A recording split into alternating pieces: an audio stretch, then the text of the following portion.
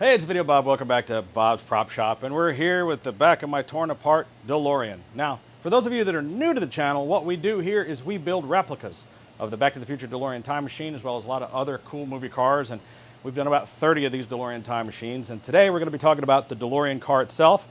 We've got my DeLorean taken apart. Now, for those of you that are DeLorean owners, many of you already know about this issue, and the ones that are just interested in DeLoreans, I'm going to tell you all about them.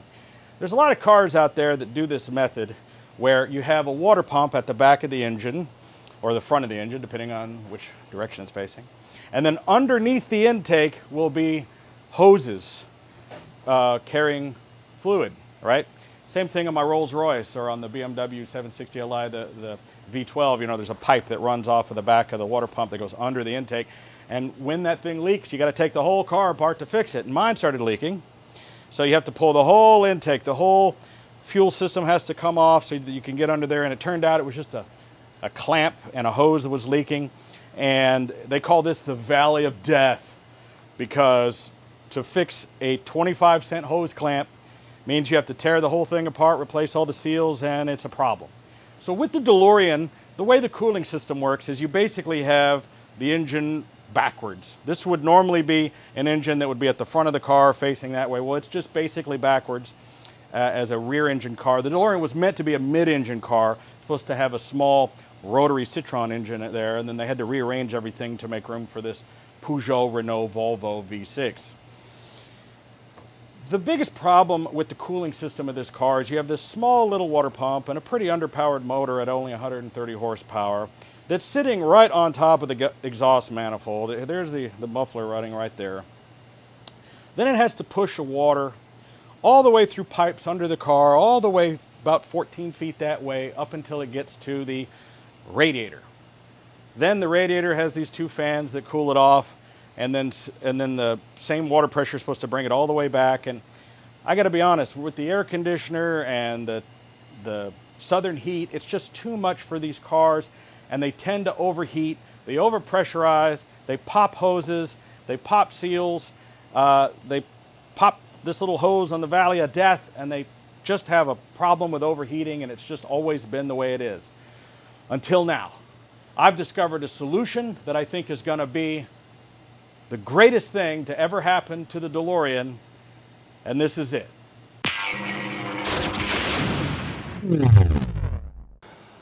All right, what is it that keeps making the DeLoreans overheat? Well, pressure. As the water continues to get hotter and hotter, it begins to boil. As it begins to boil, it builds up pressure. Then it starts to vent out of your expansion tube tank. And if you don't have this proper little bleeder system set up, almost every DeLorean owner knows that you come to a stop after a long trip, and you're going to be venting a little bit of hot antifreeze and water. And almost every time you go on a trip, you have to check and make sure you've got plenty of water. This is just something that happens, especially in the South and out in the West, in the hot temperatures when you're using the air conditioner. The car just runs too hot. And then I discovered this new stuff called Evans Coolant. Now, Evans makes a waterless coolant. This is a special type of chemical that isn't water. It has a boiling point of, I think, about 375 degrees. So what's great about it is a non-pressurized system. You can have the car hot, take the cap off of this thing, and it doesn't even explode. You know, it doesn't spew out of there like a geyser because it doesn't vaporize and doesn't pressurize. So the only pressure that you have is the water pressure being created by the water pump for the flow of the fluid. It doesn't vaporize and boil and create high temperature pressure that puts stress on your hoses, on your clamps, on your water pump, on your bearings, on your seals, on the radiator. And it's my theory that this is going to be the greatest thing for all DeLorean owners, and all DeLorean owners are going to need to have it. Now, the bad side, it's a little expensive. This stuff is about 50 bucks a gallon. But isn't it worth it? I mean, you only need a couple of gallons, and it's a lifetime fluid that you never have to change. So hopefully if you don't have a leak, again, like this one, and most of those leaks are caused because of overpressurization anyway, I think that it's a great investment. Now, I first learned about Evans Coolant watching Jay Leno's Garage. There's a great video out there about that. Now, if you do some Googling and searching, you're going to find that I found there's this British guy. I don't know if he's from Australia or UK. I don't know where he's from, but he has a hard-on against this stuff. He hates it. And I haven't figured out exactly what his problem is with it. I only mention that because when I tried to do some research about Evans Coolant, I kept finding all of his videos. And some of his arguments just don't make any sense. And maybe they make sense for other types of cars. I mean, I'm going to be honest. If you've got a modern car with a modern cooling system, that's, you know, you probably don't need this stuff. But what this stuff is really good for are cars like this. This is an all aluminum system.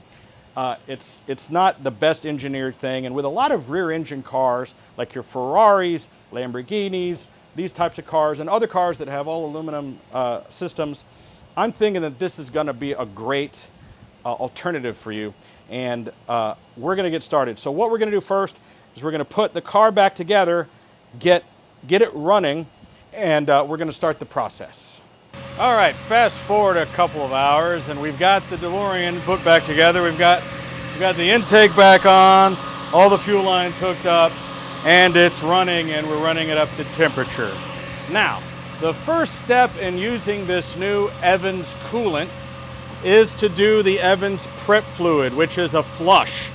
Now, this material is designed to help flush out all the water, clean the system, and prepare it for putting in their waterless cooling system. So I've used about 2.5 gallons of this in the DeLorean. We're going to let it run up to temp. We've got the heater on and open, and we're going to let it flush and circulate, get up to temperature. We're going to let it get up to, you know, operating temperature, which is about 187 degrees, 190 degrees. And then we're going to flush all this material out and then put in the real coolant. So basically, we just have to sit here and let this thing run and waste gas. Okay, well, we've killed the car and we've run it up to temperature. It was actually running beautifully just on this flush, but you know, it was just idling. We're in this nice, cool, air-conditioned garage. Air-conditioned. Anyway.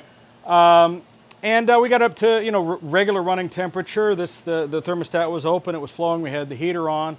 Now we're going to drain as much of the flush out as possible. And we may have to do this twice because there's a lot of orange in there. This stuff is totally clear. We had orange coolant in there. So we may want to drain it as much as we can. Then we'll go ahead and I have a gallon and a half left of the prep fluid, so we'll drain as much of it as we can out. Maybe we'll run it a little bit more and then drain it again. As best we can. And there's a couple other methods that we have for forcing the fluid through, like we're using a vacuum cleaner, we're using an air blower, things like that, to try to get as much of it out as you can, because you have fluid that's not only in this tank, but running through these hoses, trapped with the thermostat in the engine block, then running in pipes underneath the car, going through the heater core, and then into the radiator. So all of that is probably about 3-4 gallons, I think, something like that. And we got to figure out how to get it out. What we're doing is we're running the engine. We've got the radiator hose off up front, draining into a bucket. And I'm basically wasting this prep fluid by running it through the engine and letting it blow it back out. And it's actually getting a little hot and boiling out. Ah! All right, I gotta kill it.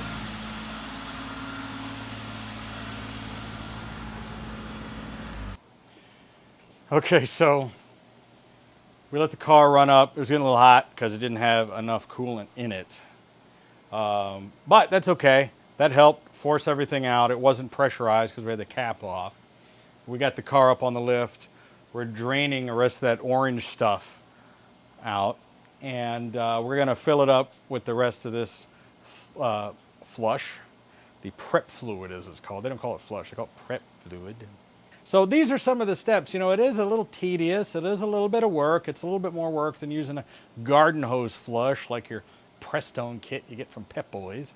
But the payoff should be a lot better, and we're going to find out, because once I get this thing all completely flushed out, filled with the Evans Waterless Coolant, then I'm going to run some tests, and the Texas sun is definitely a good test. It's been hitting about 100 degrees here. It's July right now as we're filming this, and I'm supposed to go on a nice long road trip for about, I don't know, 30, 40 miles with the air conditioner full blast.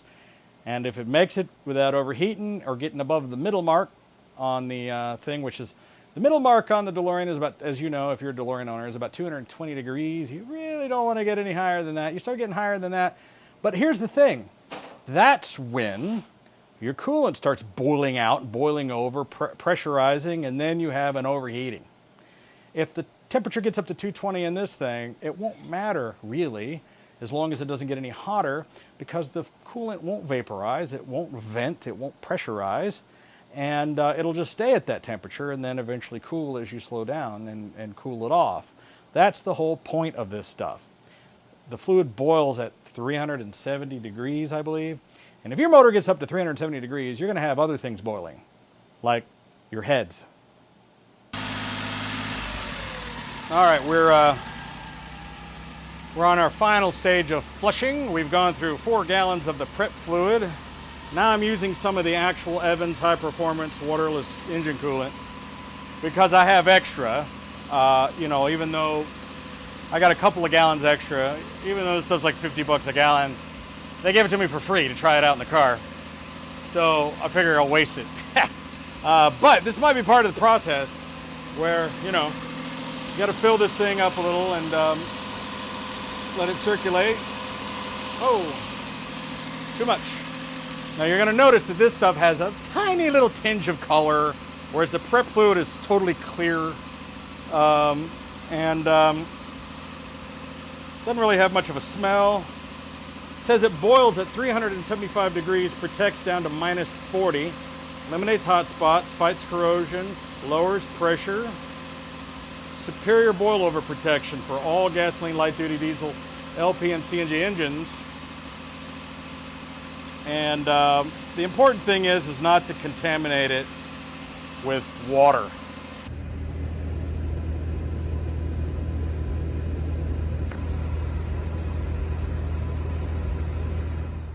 Well, guys, this has been going on now for about a week. This video has been stretched out a little bit. I'm a little disappointed with the results that we have. We started off with a coolant leak on this DeLorean where there's a hose that comes off the back of this water pump that runs under the intake that was leaking. It's known to DeLorean owners as the Valley of Death. You have to pull the fuel system and the whole intake off in order to get to it. Turns out it was like a 50-cent clamp that had come loose. So we wanted to change over and try this other type of coolant called Evans Waterless Coolant. I have it right over here. I should have had it handy. So Evans high performance waterless engine coolant, superior boilover protection for all gasoline, light duty diesel, LP, and CNG engines. Do not add water. Boils at 375 degrees. Eliminates hot spots, fights corrosion, lowers pressure. Well, the idea of this stuff, which is $50 a gallon, by the way, is that because it doesn't boil until 375 degrees and water boils at, I think, 212, correct me if I'm wrong.